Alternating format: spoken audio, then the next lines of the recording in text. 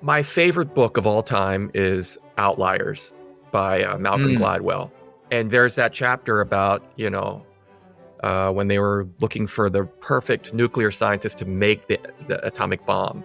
And they ended up going with the guy that had more people skills, maybe not quite as sharp, and for me, and I know people disagree with me on this. I've had discussions about this with colleagues, but I believe that is the single most important element that you must possess. I am so convinced of it.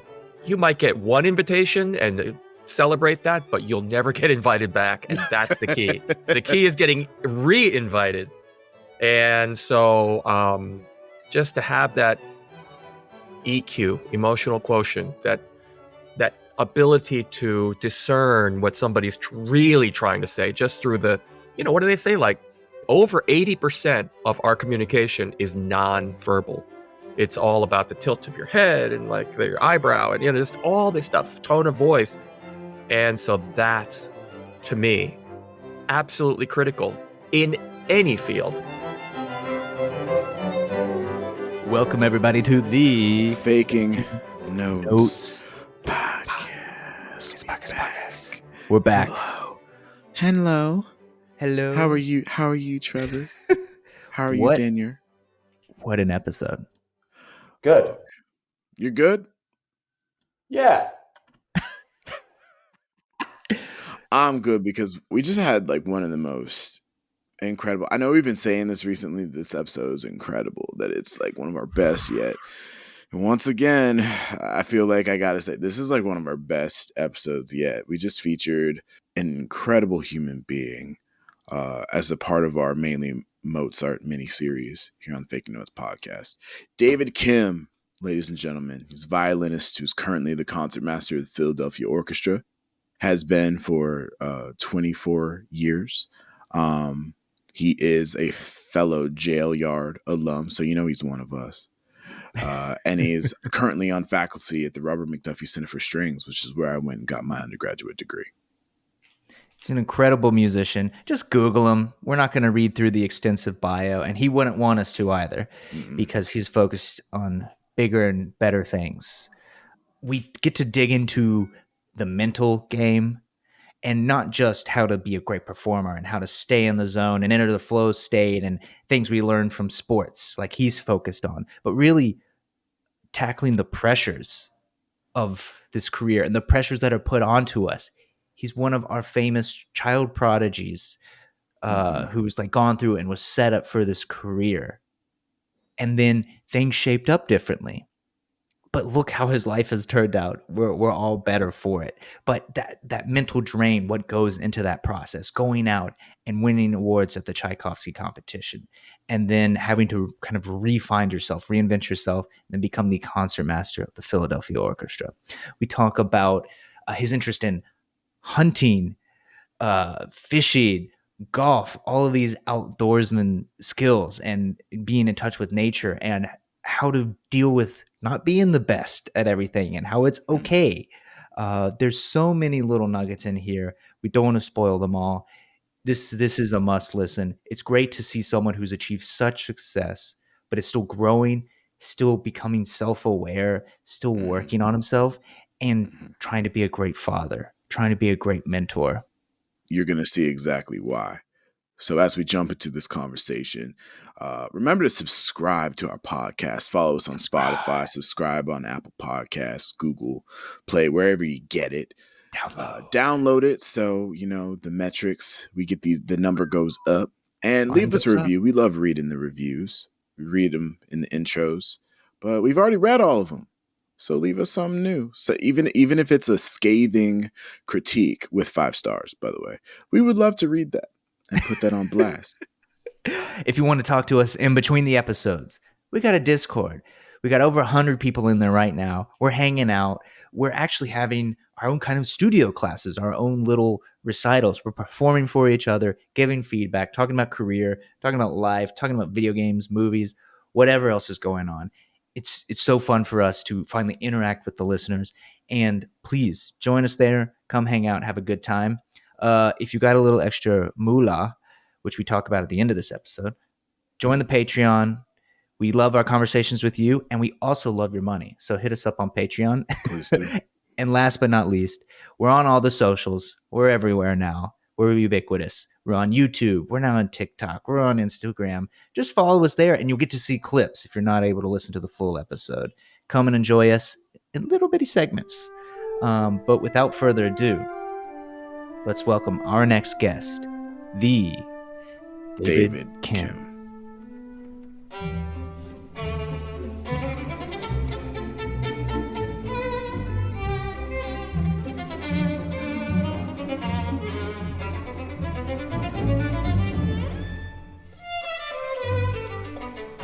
First off, welcome to the Faking Notes podcast. We're so excited to have you on.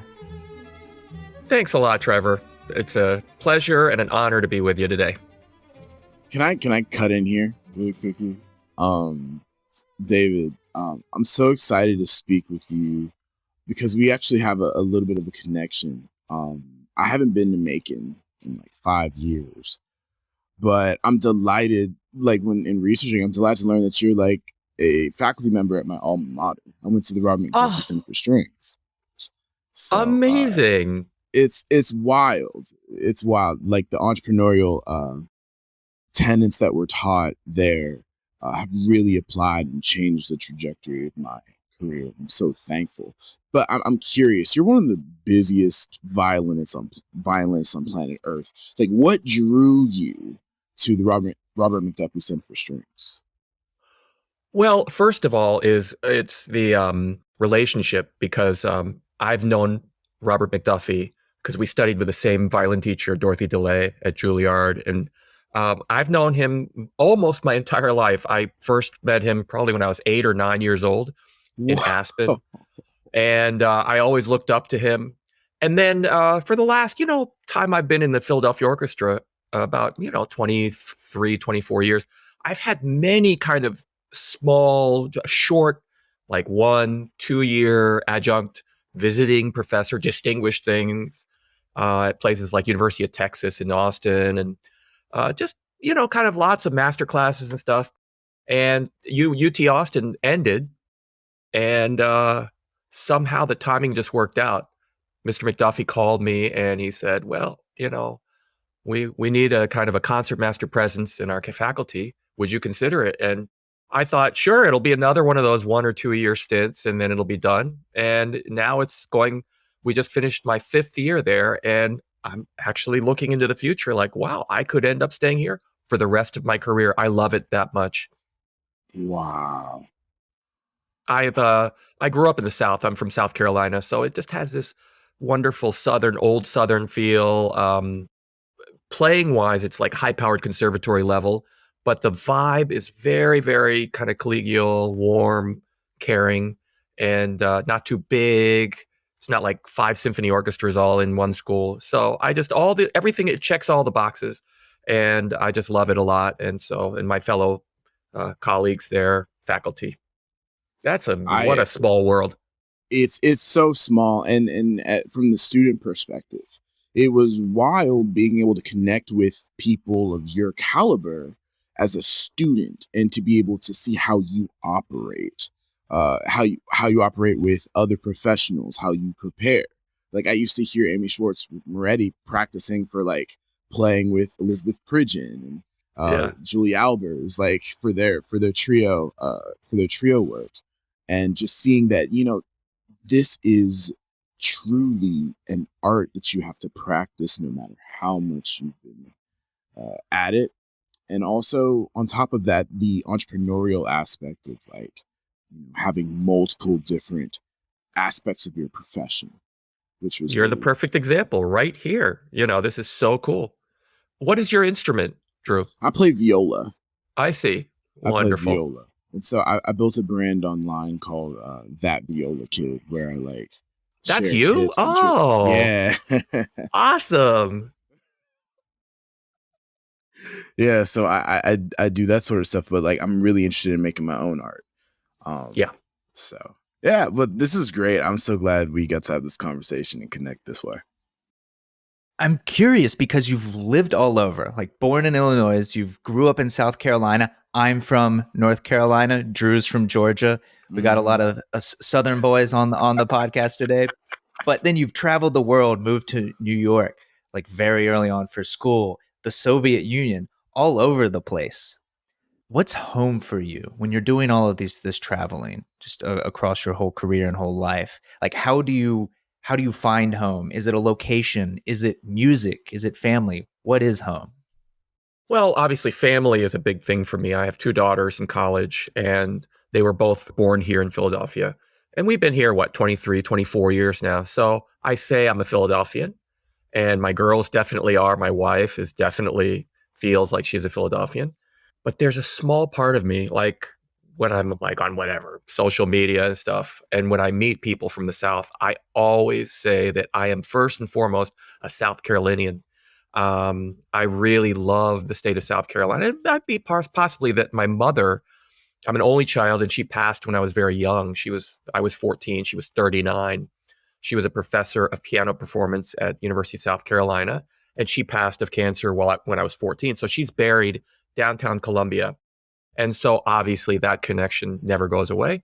And so, yeah, it's all about family and relationships.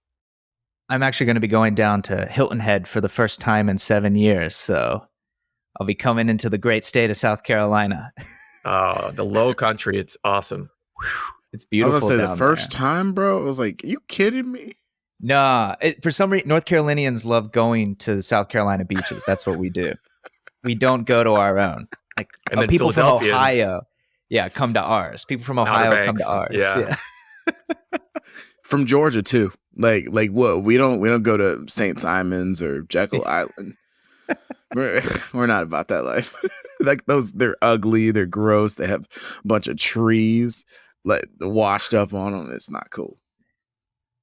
So one of the things we did in preparation for this conversation is we all watched this beautiful little short documentary. It's called From Child Violin Prodigy to Concertmaster. I think I saw it on like the Korean Society's YouTube channel. And one of the things I found really compelling is that the opening scene isn't like a list of accomplishments or about the violin.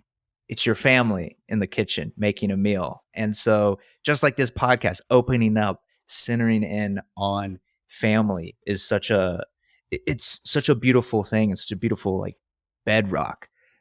How does family fit into your life? Because growing up so focused, it's violent, becoming great violinists, this drive towards music. And then we get older and suddenly it's like this whole other family thing enters the equation. Is it hard to balance it? How has it helped your music? How has it helped your non-musical life? Like what is family and how is that part of your like core?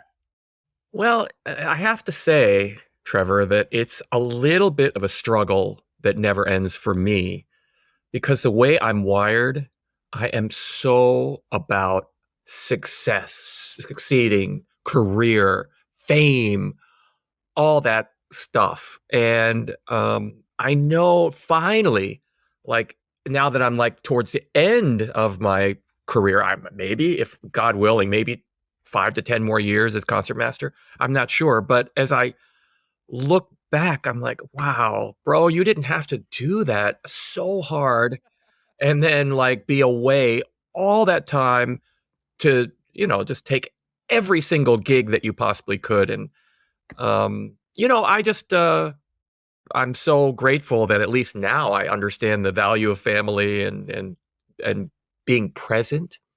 And, yeah, I just feel like family is everything. And without good family, then, the music making just it just has a certain kind of odor to it. You just can't really feel comfortable. And I'm sure it's like being a great athlete. I'm a huge sports fan, but like you look in the mind of a pro golfer or a great wide receiver, running back, just like they just need to feel good inside most of the time or inspired or moved by something. When those moments are when I start them in my fantasy lineup.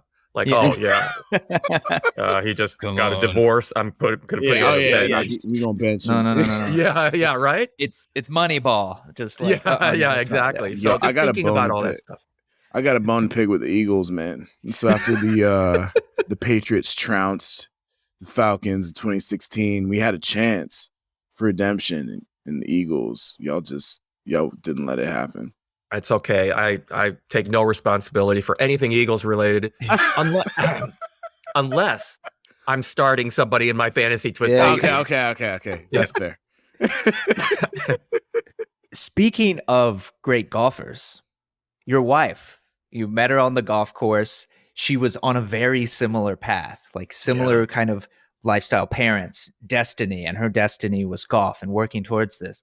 And you've both talked about and mentioned in past interviews the pros and cons of growing up that way. How was it like for both of you to have grown up in that environment where you're aiming towards perfection or greatness? You're on a track.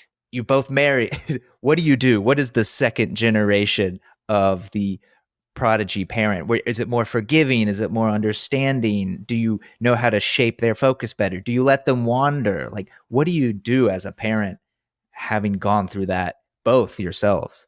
Yeah, I mean, we definitely led similar lives as children, and then adolescent and preteens, teens. All those years were just wrought with unhappiness and difficulty.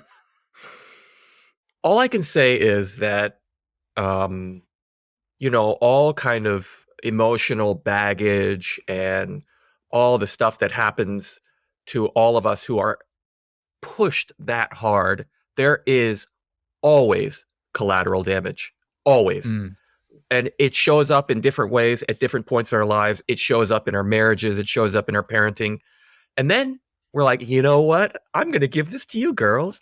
And then they take it and they pass it on and they have the same hangups. And it's like, you can't help it. I think that's why I'm so fascinated when I read a book about, Tiger Woods or Serena Williams, or, I read books about all these incredible athletes or fellow musicians, and they all have their own story. But usually there is there's some pain in there and there's some hurt. And so we tried so hard not to push our girls. They're 20 and 21 right now. And we tried so hard not to push them, but they pushed themselves. And at one point we were talking a few years ago, and we were kind of joking, but we were like, girls, you are welcome to get B's and C's and, just kind of like coast a little bit. You do not have to be like top of your class. And they kind of looked at us. They were like, are you kidding? In this family? It's like impossible, not to feel that pressure. And so they were saying it in not a happy, like, oh, but we want to try hard.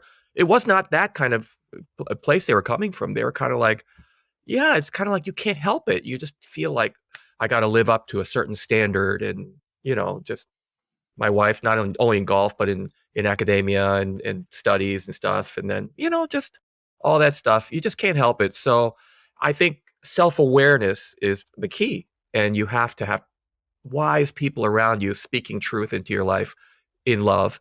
And then as long as you're aware of it, at least you can fight it and you can resist the temptation to just absolutely go with what feels natural, which sometimes is so unhealthy.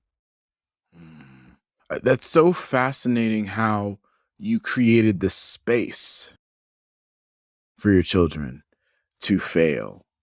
I think Steve Jobs said, like, you should, I'm butchering it and paraphrasing, but he said, like if you're not failing, you're not really moving anywhere. You're not really doing anything. Right.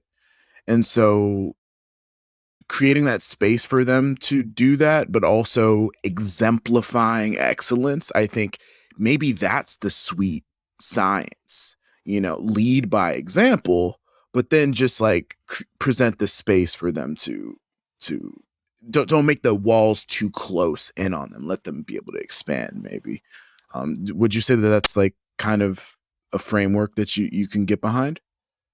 Absolutely. And I would like to think that we kind of use that model with our girls, and they are doing well. But, thousands of kids do well all the time, but they do well and they do love music. And I think our relationships are very healthy.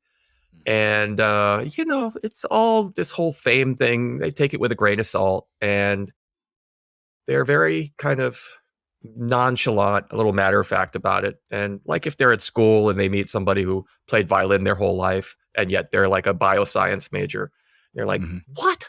That's your dad? You're kidding. I've been a fan of it." But they're like, they're Well, his really dad. healthy about it. They're not like, kind of that kind of air in Korean Yeah. society. They've got putting some strength in your neck when you're like, yeah, yeah.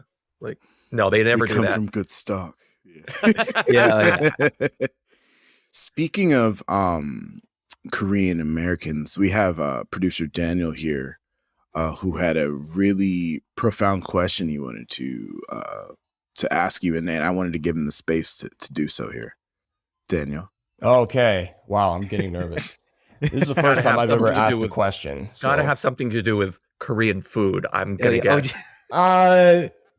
Definitely something about being Korean, but not food. But first off, I just want to say that as a fellow second generation Korean American, seeing you as a concertmaster of, one of the major symphony orchestras in the world, I've respected you from afar for many years. And honestly, like things like this make me so proud to be a Korean American. One thing that I really kind of resonated with when doing research on you was that my mom, just like your mom, wanted me to be a soloist. I'm a cellist. And that's the Korean mom's dream for every son or daughter is to be a soloist. But the only difference is that you actually won something and I didn't, But that's that being prize winner at the Tchaikovsky competition. But anyways, so that was my goal for a long time. And I worked towards that goal, but it didn't pan out. And for a really, really long time, I actually hated myself for it. There was like this, I think you can kind of understand where I'm coming from, but it was mostly due to this guilt that I had that I wasn't able to kind of fulfill what my parents wanted for me, which is a huge thing in Korean culture and society. But what advice or suggestions, would you give to someone who's kind of going through this and this idea of, setting goals and expectations for him or herself and not being disappointed or let down if these expectations aren't met? Because let's be honest with each other. I mean, there's so many musicians right now who are deserving to be Concertmaster of Philly or first prize at Tchaikovsky, but the unfortunate reality is that there's only one concertmaster for every orchestra, and there's one winner every year, sometimes 4 years. And there's too many people who live in this world right now. So what would you say to someone who thinks that in order for you to make it in classical music, you have to win that job or you have to win that competition? What would you say to that person? I would say now more than ever in our generation, now in this time, in this era, I mean, look at you guys. You're the perfect example. You have to be open to anything, to creating new frontiers for musicians. Not everybody can and should be a performing artist, whether it's orchestral, chamber music, or even a teacher, or it doesn't matter. It used to be so narrow. Either you were in chamber music or a teacher or symphonic, and then like 1.0001% soloist. And now it's so different. There's so much out there and constantly. And one of the nice silver linings of the pandemic was people became so creative and able to do many different things and create different things. So that's one thing, is just to be not completely focused on being, the next Midori or Sarah Chang or whatever.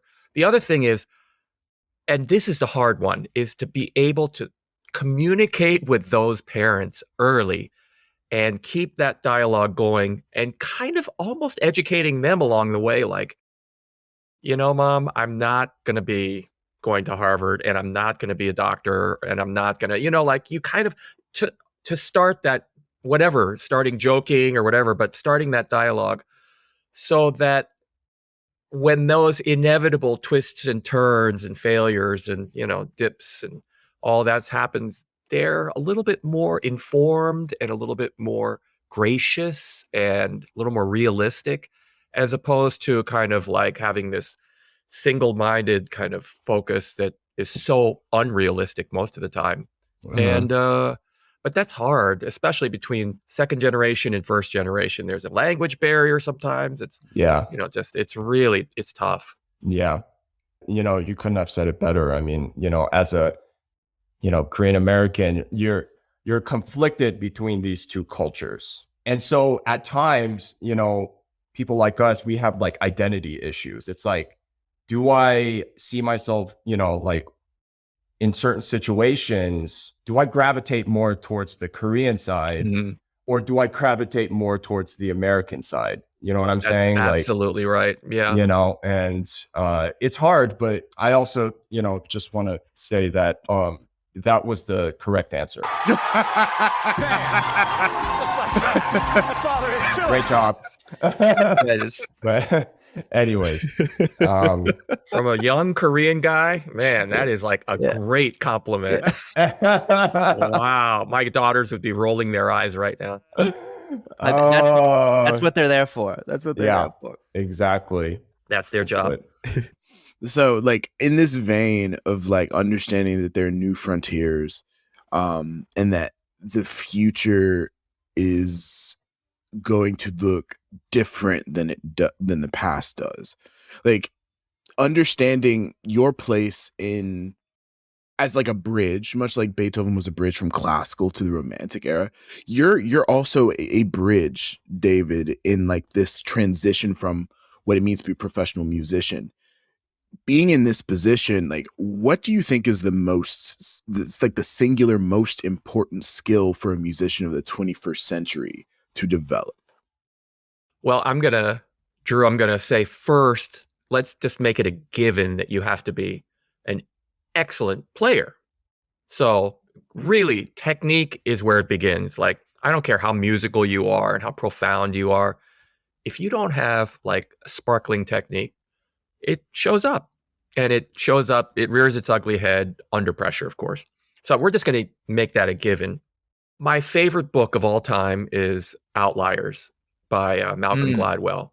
And there's that chapter about, when they were looking for the perfect nuclear scientist to make the atomic bomb.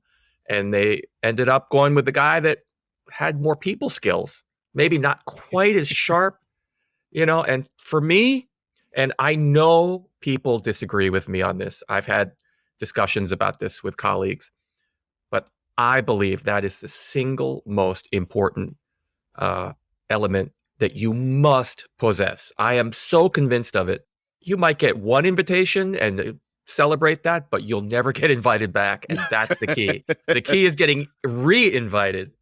And so just to have that EQ, emotional quotient, that ability to discern what somebody's really trying to say just through the, what do they say? Like over 80% of our communication is non-verbal.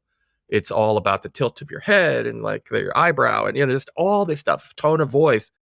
And so that's, to me, absolutely critical in any field, music, anything in art, science, any field, car mechanics, doesn't matter. Wow. It's perfect because that's you've just basically summed up so many of the things we've been trying to talk about on the Faking Notes podcast. It's not the We Know All the Notes podcast. It's the Faking Notes podcast. It's, imposter syndrome. Yes. It's overcoming things. It's being comfortable in that space. And I think this is something that get lost because we could very easily spend the next 10 hours talking about practice methods and refining technique and perfection, but we're particularly interested in all these extra musical things and emotional intelligence, communication, entire episodes about these things. Because, like you said, that's something that is both in music and beyond. One of the things that recently came up, I was teaching School for Strings in Hell's Kitchen just last week. I used to teach there. Friend was out. I was like, yeah, I miss it. I love teaching these kids. They're in high school. They're growing up. They're about to enter the world and college and all these things. And I was supposed to be covering theory, going through theory and composition, my normal shtick. And they all seemed kind of nervous. Each little class felt a little nervous. And I was like, what's going on? How are you guys feeling? Like, what's going on today? And they're like, oh, we have playthroughs. We have the studio class. And every class that kept coming in, every 30 minutes was another group of nervous students. And I'd ask them, so what goes on in your head when you're performing? And I was like, have you ever been asked this question before? And they're like, no, because we spend so much time on the practice, the technique. They hadn't thought about what's going through their head in the moment. And some of them are, I stare at a spot in the ground, or I see my mom recording with the iPad, or the floor creaks, or I'm worried about the blanking out, my shaky hands. And so we spent a lot of time talking about these performance psychology things because, of course, being able to perform under pressure isn't just exclusive to music. That's a valuable skill that's going to be everywhere. We will always be under high pressure situations, and how we handle that is a big part of how we'll have success. As someone who's been in lots of high pressure situations, how do you stay in this flow? How do you keep your mind centered, whether it's a musical high pressure situation or just a regular one that comes across in daily life? Well, first of all, let me say, Trevor, that I really applaud you for the way you approached those kids at School for Strings. I mean, just to let them kind of blurt out what they were feeling must have been so cathartic for them. And then I'm sure the discussion was actually pretty lively, and I'm sure that it was beneficial for them for playthroughs later in that day. I mean, it's just wonderful that you weren't like, okay, let's get right back to the L&M. Come on. Yeah. That's really wonderful. So in terms of pressure, for me, it's a battle in my own brain many times. I'm trying not to like imagine something going wrong or a shaky bow or something or memory slip. So one is just over practicing to the point of like, oh, I hate the Mendelssohn Violin Concerto because I'm so sick of playing it over and over again.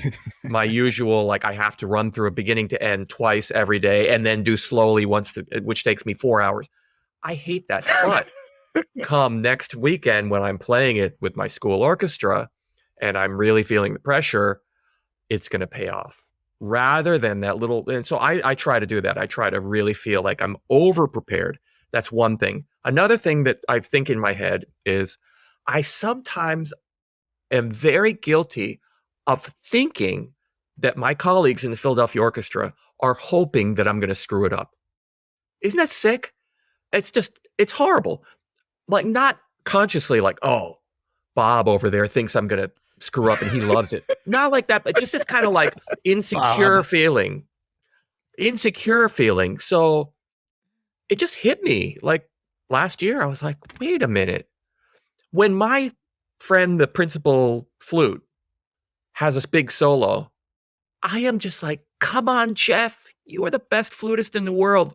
Do what you're put on this earth to do. I'm so like rooting for him. I'm in his camp. And it goes with everybody, like in the entire orchestra. I feel that about them when they have solos and I thought, wait a minute. They feel the same way about me. And so that hopefully, or at least I like to think so. Except And Bob. so that's another thing.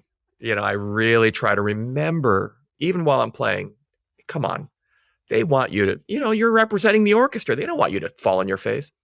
And then the last thing is, for people like us who've played our whole lives, had the best training money can buy and all this stuff, it's kind of like any athletic move or game that you're playing. Like or something as simple as walking, if you're like looking at your feet and you're not looking ahead and you're too caught up in every little piece of technique. Like, okay, I'm going to pivot this arm back while I pivot this arm forward. And then I'm going to keep my head pretty quiet. Like you don't think that when you just walk. And I try to do that with the violin playing. I find that I play my best on stage under super pressure, like Carnegie Hall, Scheherazade at Carnegie Hall. For me, that's as pressure filled as it gets. And I just try not to think about, okay, keep your bow straight and make sure to pronate. And like, no, I just sometimes just like say, okay, you have played the violin your whole life. Go do what you're supposed to do. And that's Let's go it. do the thing. It's almost like I go out of my body and I'm like up here looking down. I'm like, okay, go for it. Just do it. It's the flow state. Incredible. Yeah. Can I hop in and just say, like, as a violist, Yeah, Drew. I don't know what that feels like with people rooting for you. I just feel like, when the viola solo comes up, the concertmaster's like, okay, bro. Okay. It's Bob. Are you going to play in you. tune? Yeah. Is your bow shaking? I just wanted to share that. So that I really am so thankful that you gave such a thorough, clear description of your mental process when it comes to dealing with stage fright, because we recently had an episode on the Fake Nose podcast about stage fright and conquering it and deconstructing it. And the way you framed it as like a mental battle is just, it's the mental. And when you prepare the body, it's like you're loading your weapons, you're polishing your sword, and you're getting ready to battle the demons that are going to pop up when you inevitably have something go awry on stage. And so if your weapons are polished and they're ready, you can defeat that enemy. Thank you, because like it's not something that's talked about in school. It really isn't. It's just like, go ahead, just practice more so you don't forget the notes next time. Well, I mean, Drew, I have to say though that that's what works for me. What I keep telling my students is, I'm giving you definitely some jumping off points, but really in the end, through trial and error, you have to figure out what works for you. And if that means like, oh, I have to eat 3 Chipotle burritos before I go on stage, I don't know what. I'm just anything. That's my excuse. Anything. That's my excuse. I mean, hey, no, I'm going on stage. Rotate. I have to do this. It's my process. Just through trial and error, through lots of little performances, run-throughs in front of people, whether it's in your dorm room in front of your next door neighbor, or if it's in front of playing at your church on a Sunday, whatever, just to finally do enough of it to start discovering, wait a minute, I should not, like, this is something I discovered. On a day of a big concert, I will not eat a meal with another musician. The reason is, I was playing with the National Orchestra in Costa Rica once, and there was this super intense Panamanian principal cellist there. And he was like, David, I was wondering if you could have lunch with me today after the morning dress rehearsal. I was like, yeah, sure. So we went. And then he says, over lunch, he doesn't eat a bite. He's just looking at me and he was like, listen, this is the way you should be thinking. Before you play the phrase, you're going to imagine your body going to this place and playing it before you get there. And then you play it, and then it bounces back to you. And you go back and forth, back and forth. So that night, I get on stage, I'm tuning my violin, I look over, and he's got his cello there, and he looks over at me like, let's do this. I played horribly. The conductor was like Erwin Hoffman, great conductor. He looked at me, he was like, afterwards, he was like, what happened to you? And I was like, I didn't want to tell him. Well, it was, but I realized he totally got in my head and messed me up. And so now so many times, especially when I'm traveling, like if I go to, somewhere in Missouri or something, and like, oh, somebody's like, you're in town, let me take you out to lunch. How about Thursday? And I'm like, oh, that's the day of the concert. A lot of times that happens. Or even somebody might say, a patron might want to go out and take me out to lunch or something. And they start talking about like, oh, this young man was here last year and he was playing the same piece you're playing. And he had a huge memory slip. He recovered beautifully. It's just like, I'm gonna drop this nuke, this timed nuke. Anyways, good luck. Exactly. You know, it's just have exactly. fun dealing with that. Yeah. And I'm not exaggerating. That kind of stuff happens. We all know exactly. So that's one of my rules, along with, eating a banana or whatever, running 2 miles. I just do not let anybody near me to get into my head. And another thing I do is I drive slowly and early to the hall. Like I try to do everything like slowly, like talk slowly, walk slowly. And then I get to the dressing room really early. And then I play through the whole piece really super slow.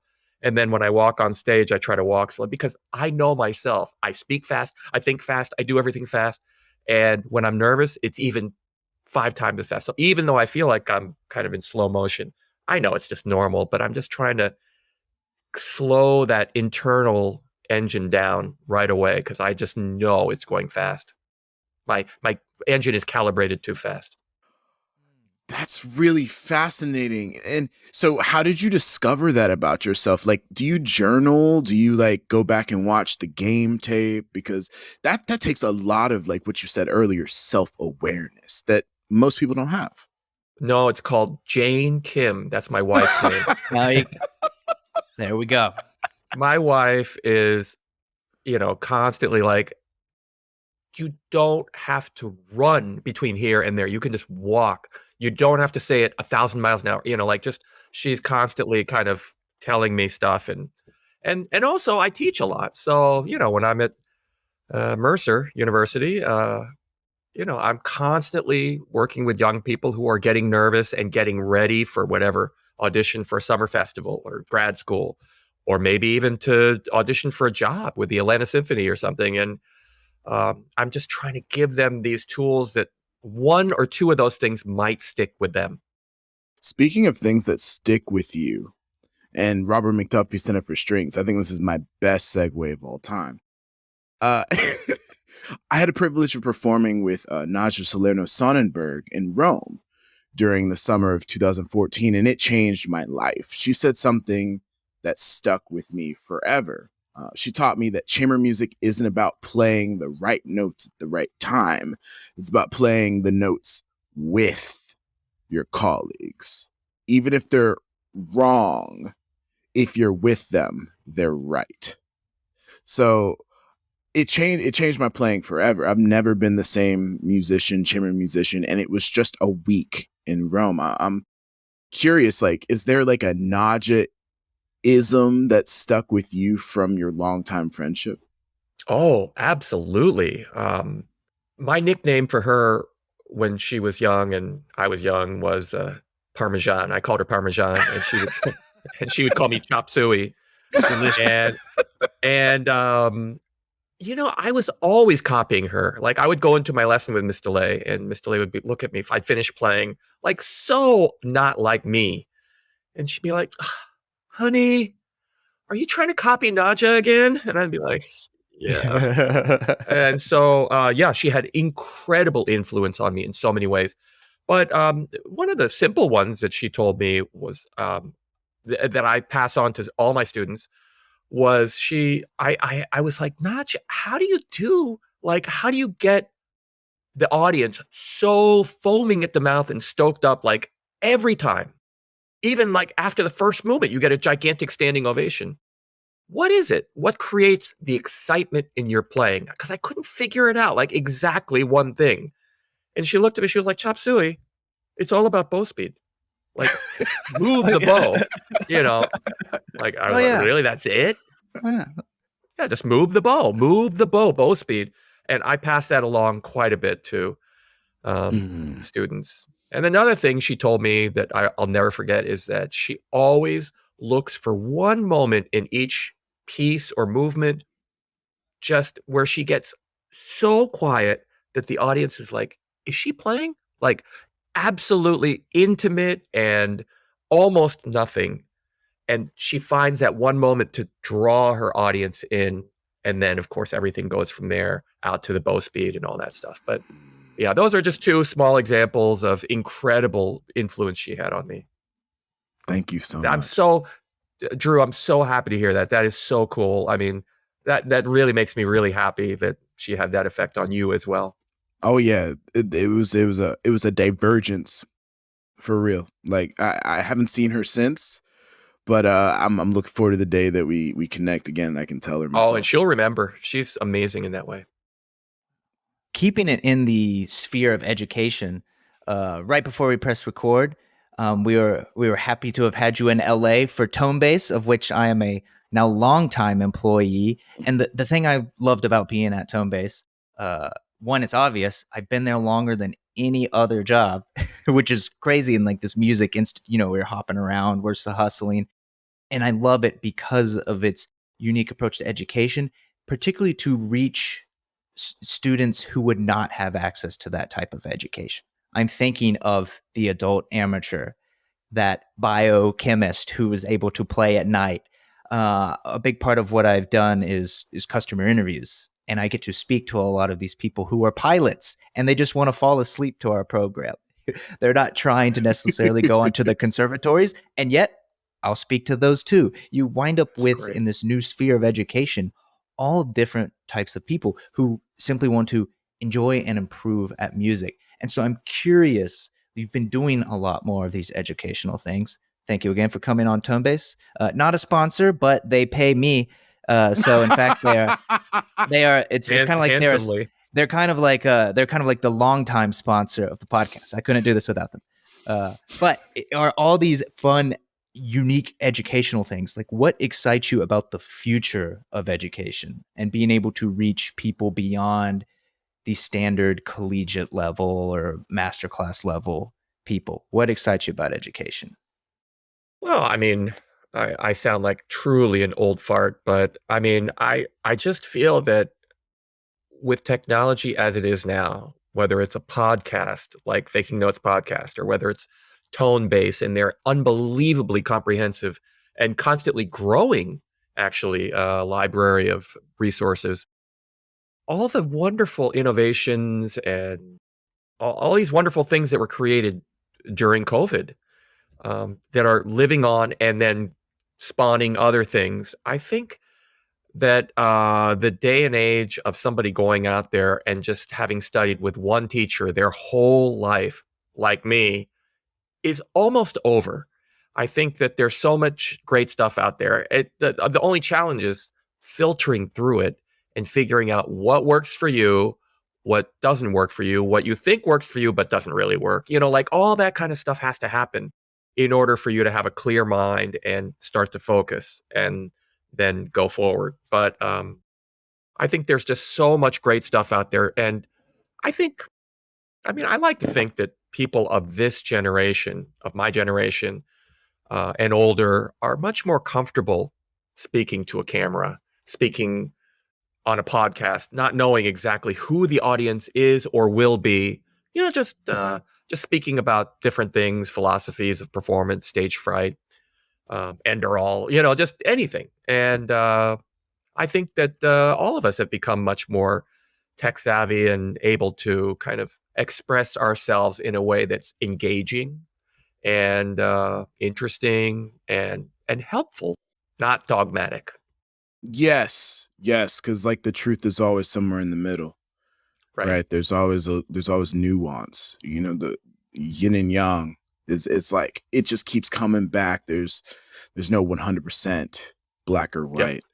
One thing that we talk about on the podcast, or recently have been getting into, because it's becoming increasingly apparent to me that it is important to understand, is money, and how we as artists can leverage our art to also begin to position ourselves in a place where we can be free financially. And one of those things that I'm just very unclear about, and maybe like you as a concertmaster can give some insight into, is like have you witnessed examples where a symphony orchestra has like materially affected the economy of a community?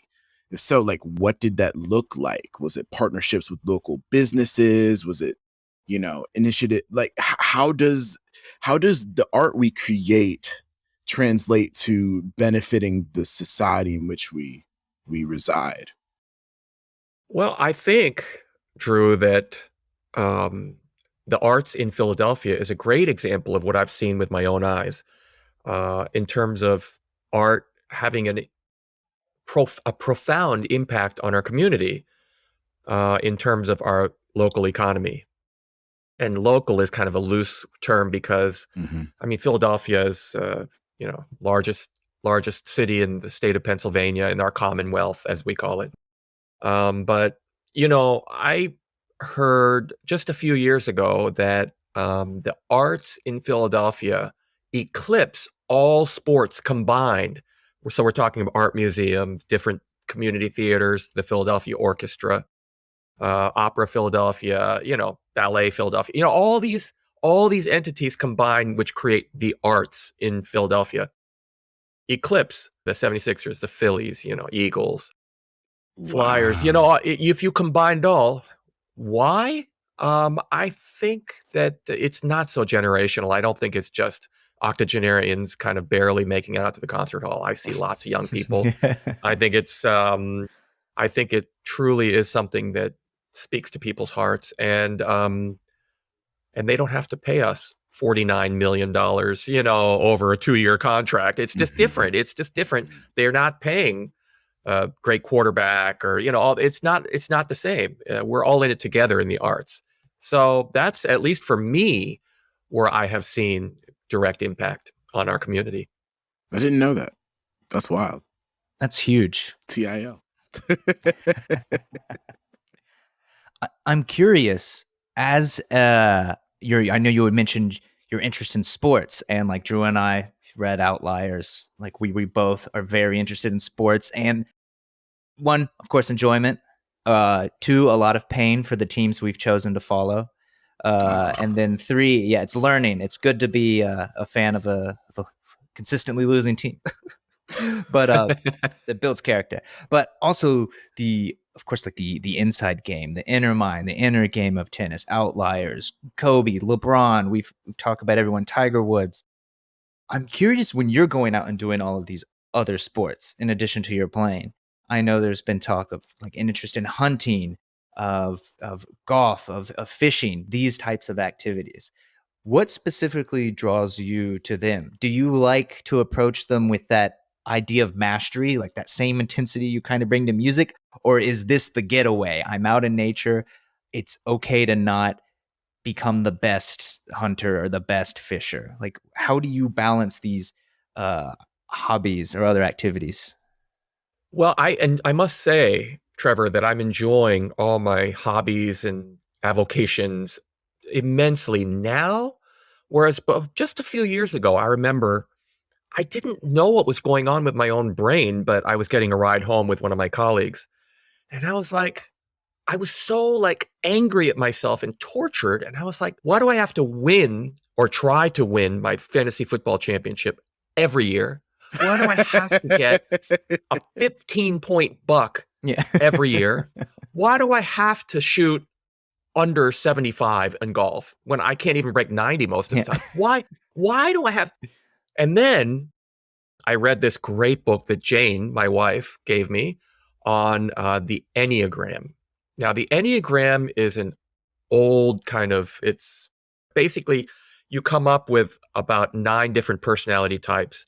And like one could be the conflict avoider, one could be the perfectionist, one could be the performer. That's me. Like I'm a I'm performer always too. performing. Yeah, like sometimes my wife is like, you don't have to be funny all the time. You don't have to be interesting Oh, all I've the heard that time. too. Oh, just So, and I finally started focusing in on what my strengths are, how I'm wired, my personality, Enneagram, ENNEA, Enneagram. You can go on Google and just enter Enneagram, and you can take like a 5-minute, and it'll give you kind of a general idea, but really there are some kind of Enneagram books that are just fascinating and really focus in.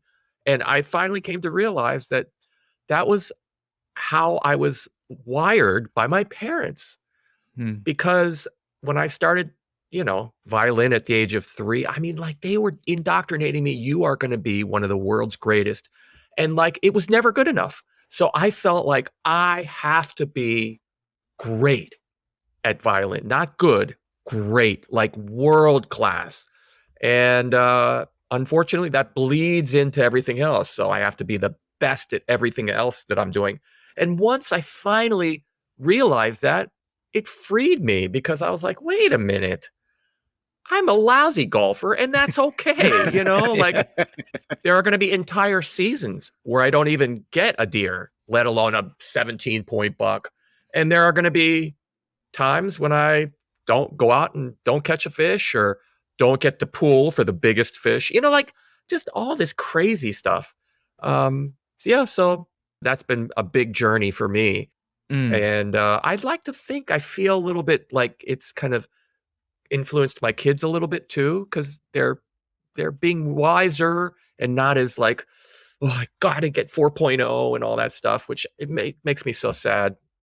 I really appreciate you saying that because I resonate with that so deeply. I'm a video gamer. So when I was at Mercer, I was majoring in viola and majoring in League of Legends. Yeah. Okay. I was like either going to be a professional violist or a professional solo mid player. And so like it used to grind my gears by the fact that like I couldn't be the best at everything I tried. And so like I took a lot from what you said about like understanding that you don't have to be the best at everything. I think for me personally, it comes from my grandfather. My grandfather, his name was Lonnie King Jr., and he was a civil rights leader in Atlanta. He marched with Martin Luther King. He was the president of the the Atlanta branch of the NAACP. He had acid thrown in his face, fire hoses shot on him, dogs sicked on him, but he still led, civic disobedience. And so living up to like that memory, he used to talk to me. He took me to a museum when I was 8 in Virginia, and it was a wax museum that like detailed black codes, Jim Crow, the lynchings, the horrors of slavery. And he told me after we went through that, and I was 8, he was like, "You have to be the best because this is what they think of you." And so that is how I became like, I have to be the best at everything. There's anything less, they will want to take my life. So it was really interesting to hear the parallels. And that's kind of how I developed. So hearing you say like, you don't have to be the best, really, that struck a chord within me. And I thank you for sharing that. You bet, Drew. But then let's not forget that then I feel also, on the other hand, that there are a few moments in life when you have to totally sacrificially go for it. Mm-hmm. Like you just gained 30 pounds because you haven't gotten off your practice bench for 4 months. Like you're just League of completely, yeah, there you go. You've totally sacrificed whatever your life is as it exists and put the pedal to the metal for whatever a time that is. And it doesn't have to be like 10 years or 20. It can just be for a few times in your life where you absolutely go for it. Now, how do we know when it's that time? I don't know. You just have to, be surrounded by people that you trust and love, that trust and love you. And then also just your intuition. Sometimes you just have to trust your gut. This has been such a beautiful conversation. And at the very end, where we started doing these kind of like lightning rounds, and we'll get there. But before we jump into that, I'm wondering what it's like when you're hitting these milestones. You've gone through it's Juilliard and Dorothy DeLay, and then it's Tchaikovsky, and then it's this darker period. and this transformation becoming the concertmaster, like playing at these different tiers. I'm wondering what it's like to reach almost like new milestones, like what brings you joy. And one that at least comes to mind is, what is it like to play amongst all of your peers with like an organization like Mainly Mozart Festival, where it's a lot of concertmasters. That's a pretty rare occasion to get around and make music amongst your peers. What is your experience like with the Mainly Mozart Festival? Well, I find that I've been twice now, and I find the atmosphere among all the colleagues there is so warm and not competitive, and there's no comparison or anything like that. So I wish it always felt like that, actually. It's just so much fun, and it's a reunion every time. I see people that are in orchestras all over the country that are friends, new friends that I made at Mainly Mozart, friends from back at Juilliard days, decades ago. But doing anything in front of your colleagues, that's the most pressure filled. And so when I'm at Mainly Mozart, and even though there are like 12 concertmasters sitting right near me, you know, we're gonna go get a drink after the concert and hang out, and it's just so much fun. And it's like that with my colleagues too. But I don't know. There's something about, you know, when somebody says, and I'm sure everybody feels it on some level, one or another, when you're playing anything in front of the Philadelphia Orchestra, that's when it's frightening. You just feel the history that goes back over 100 years and all the soloists. And, just like last week, Gil Shaham played with us. And then next week, it's going to be Augustine Hadley. It just goes on and on. And so it's really hard not to feel like everybody's comparing. But I think everybody just wants you to represent the orchestra well, and so wishes only the best for you. But Mainly Mozart, I mean, who doesn't want to come to Southern California any time of the year and be with great friends? And it's just a fantastic, fantastic festival. We just had Michael Francis on a previous episode, and A dear friend, somebody I really love and admire. And what a golfer that guy is. He's an incredible golfer. He's breaking 72. He's Oh my gosh, he's really, really good. When first time we went out somewhere in like La Jolla or something. And I thought, yeah, he's going to be typical, musician who plays golf a couple of times a year, if that.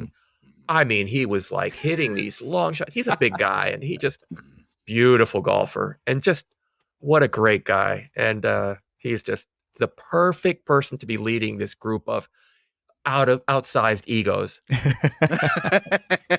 Yeah, because he doesn't seem to have one. He seems to be like a forever student and a steward of like this art form, and it's really inspiring to see. You know what, Drew? I have to say also, I love his conducting. His music making is organic, nothing pretentious about it, nothing artificial. And the way he speaks to the audience before each piece, talking about the audience or whatever, whoever it is, whatever the subject, the best I've ever seen, ever. And I've seen conductors, the greatest in the world. My music director is incredible speaker to the audience. But Michael, in my opinion, just has a magical way of putting words together, telling stories. I mean, he's like the greatest storyteller I've ever met. He's incredible. It was very apparent on the episode. I hope you listen to it when we drop it. But I'm so thankful that we got to connect with you, and we'll be continuing to connect with some more of your colleagues from Mainly Mozart. And I wanted to, tie a bow on what we've been doing here today. Let's hit the faking five. You feeling up to it? Lightning round. Okay, let's see. Okay, and your reward is at the end of this. You'll be able to we'll roll out the purple and gold carpet for anything you want to shine a light to, anything you want to shout out. So here we go. All right. So, what is a problem in the world that needs to be fixed but no one is talking about? Well, I'm going to skip all the usual ones because, I read the New York Times every day, and, it's all out there.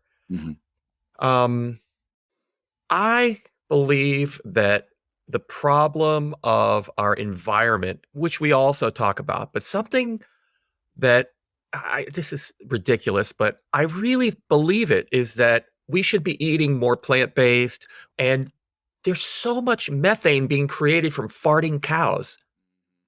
Mm-hmm. Really, I mean, it's like 80%, no, more than 50% of the world's methane is created, global methane is created from cows. So, and that's because there's this incredible, insatiable appetite for beef. And I just feel like, gosh, just within 1 square mile of my house here, there's like 7,000 pounds of fresh venison, which would be just fine as a substitute. And I'm just really big for the environment and worry for my future generations. Talking Me to the too. right people. Mm-hmm. Question 2. If the concept of money didn't exist, how would you spend your time? Oh, that's easy. I would be outdoors all the time.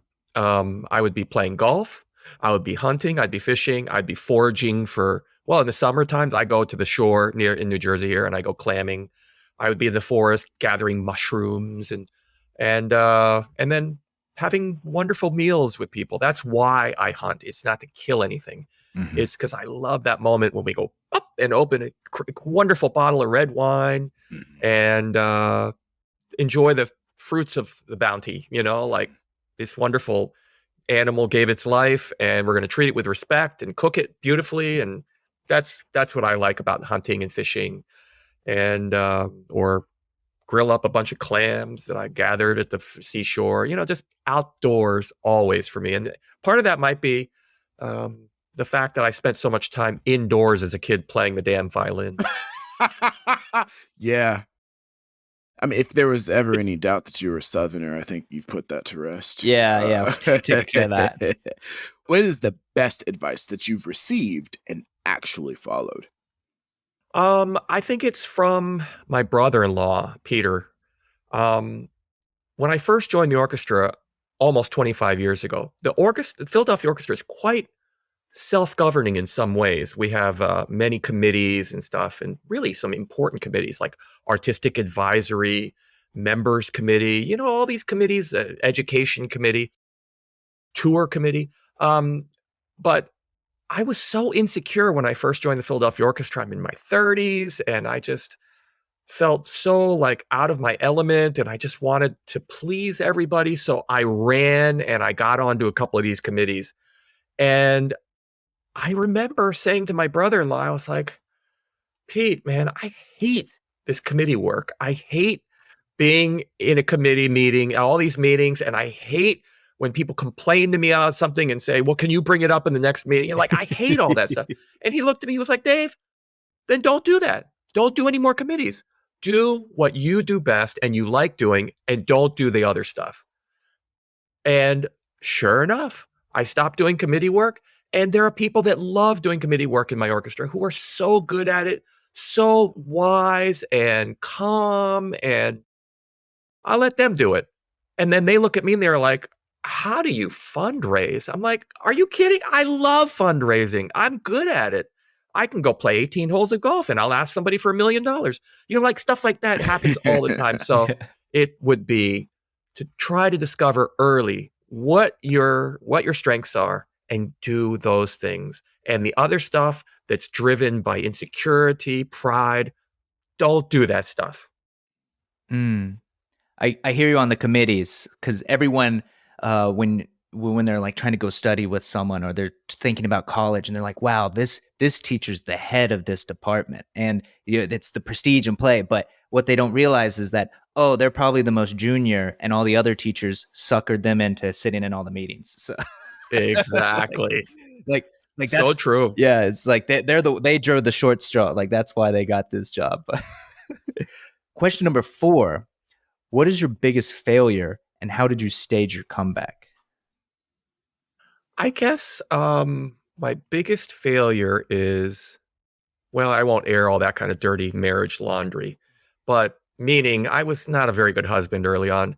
But I will go with the job. When I first joined the Philadelphia Orchestra, I had never been concertmaster of a big orchestra in my life. I'd been principal second of the school orchestra at Juilliard when I was at college, stuff like that. I'd been freelance concertmaster, festivals and stuff, but never, you don't just like go right to a big five orchestra, but I did.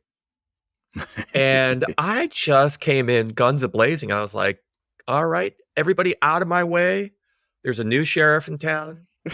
It's time to make yeah, exactly. I was like, it's time to institute some changes around here. I'm going to make my mark and put my imprint on this organization. And I have to say, that was such a huge mistake. I hurt people. I hurt people's feelings. I hurt myself. And it took me a long time, many years, to finally come out of that and realize that concertmaster does not mean the god of the orchestra. Concertmaster means you lead the first violin section on stage, and then when you walk off stage, you are not still the concertmaster / profound leader of the Philadelphia Orchestra. You just, it